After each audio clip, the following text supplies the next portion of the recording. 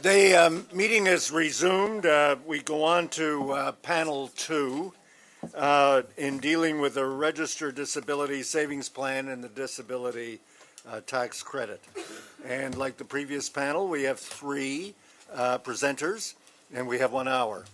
The 3 presenters are first of all, from the Canadian Psychological Association, Karen Cohn, Chief Executive Officer. She's also a member of the Disability Advisory Council. Is that what it's called? It's been now reinstated. Then from Disability Tax Fairness Alliance, we have Lemby Buchanan, who's also a member of that advisory committee. And by video conference, we can see him, but I understand he can't see us.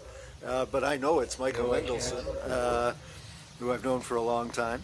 Welcome, Michael's here on behalf of the Maytree Foundation, which previously his work was done under the name of the Caledon Institute, and he continues as a fellow with Maytree. So thank you to all 3 of you for being here. I have to emphasize, because of the shortness of the time frame for this panel, I need you to keep your presentations to a maximum of 7 minutes. So with that, I'll ask Michael Mendelson. We'll go to the video first. Okay, let me know if there's any problem with with hearing me. Actually, when you were speaking, Senator Eglinton was cutting in and out a little bit, but hopefully you can hear me well. I'm going to be quick. I had the clerk circulated a paper that I wrote in 2015 on the disability tax credit. I did a printout, and I believe it was translated as well, and you've all had it. So my intention today is to very quickly review the paper, speak to that, just to this paper, and hopefully not take too long to do it, because I am here to make one very simple point, but a point that I think would have a very substantial impact on persons with disabilities in Canada, and particularly the poorest people with disabilities in Canada. And that is, we have a disability tax credit, which is not a refundable tax credit.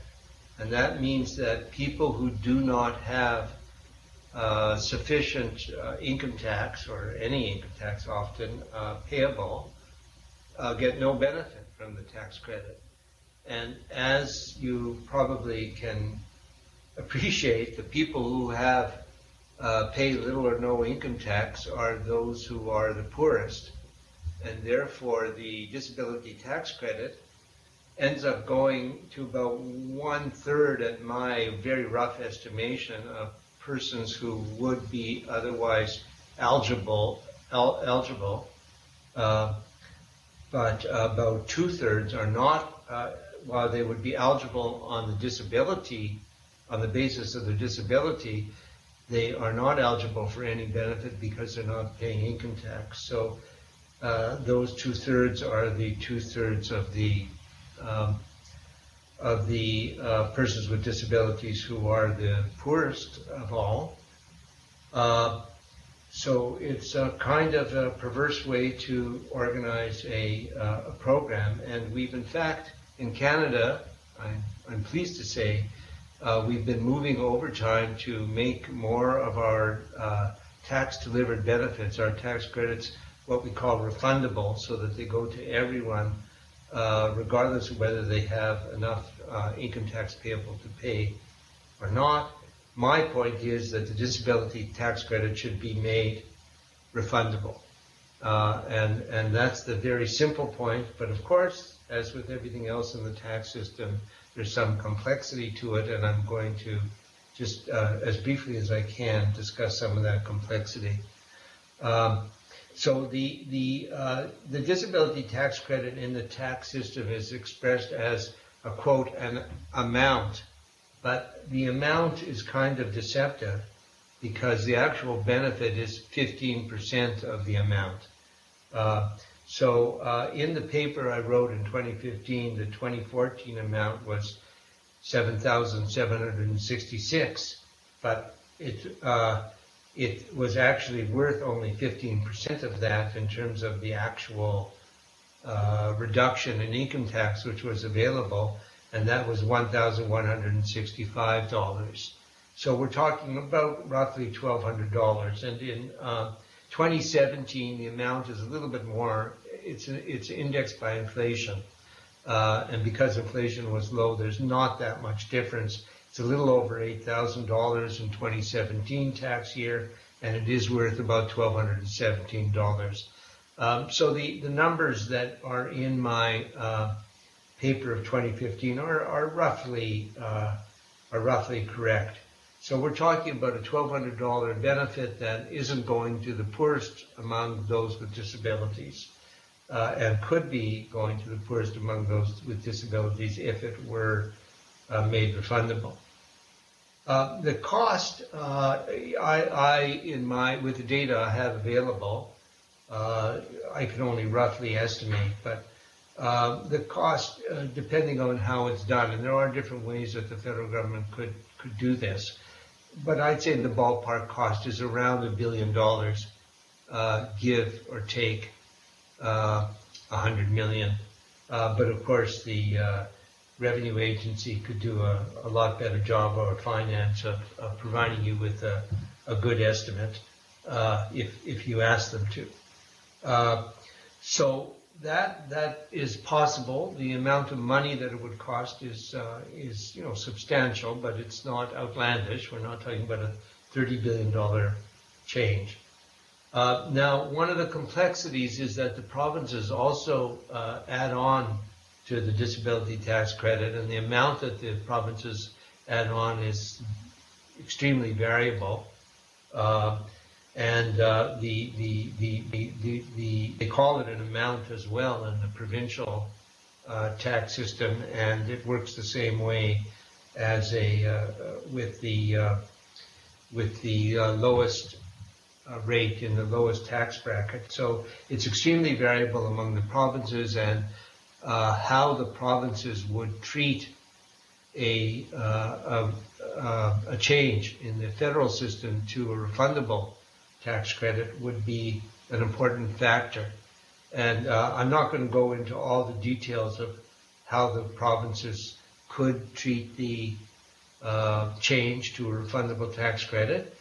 The main point is that there'd have to be discussion with the provinces and coordination with them in the change, and they'd have to make some important decisions. In the extreme, if the provinces were entirely uncooperative and say just canceled their programs, the result would be that those with disabilities who are entitled to the disability tax credit currently and pay income tax would have a somewhat of a reduction, depending which province they're in, of the total benefit. But the 2/3 of persons with disabilities who are poorest would still have a substantial increase in their income of about $1,200, about $100 a month. So there would still be a very substantial redistributive benefit. But I don't think that the provinces would be uncooperative. There'd be a way to work with the provinces so that they could work out a coordination with the federal government, and that it would, I think, wouldn't be a new precedent. The federal government and the provinces have certainly worked together in coordinating tax changes of this kind before.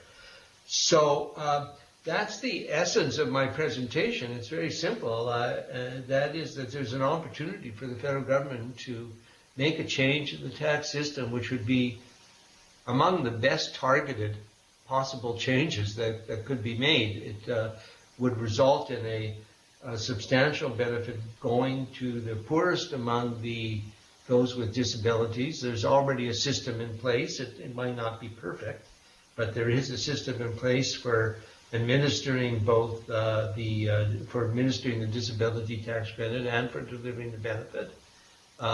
That would have to be changed and adjusted a little bit, and of course the the resources that go into it would have to be increased somewhat because there'd be 2/3 more people eligible. But these are pretty efficient credits to administer. So we would be talking about, I think, a minimal amount of resources to make the administrative change. So in conclusion, I don't know if I've used my full 7 minutes. It's hard to tell on, Go ahead. on the video conference. But in conclusion, my pitch is I'd like to see your committee recommend that the disability tax credit be made refundable for a well-targeted improvement in income to the persons with disabilities in Canada. Thanks very much. Thank you very much, and thank you to Caledon and Maytree for all of the work you've done on this and other issues over the years.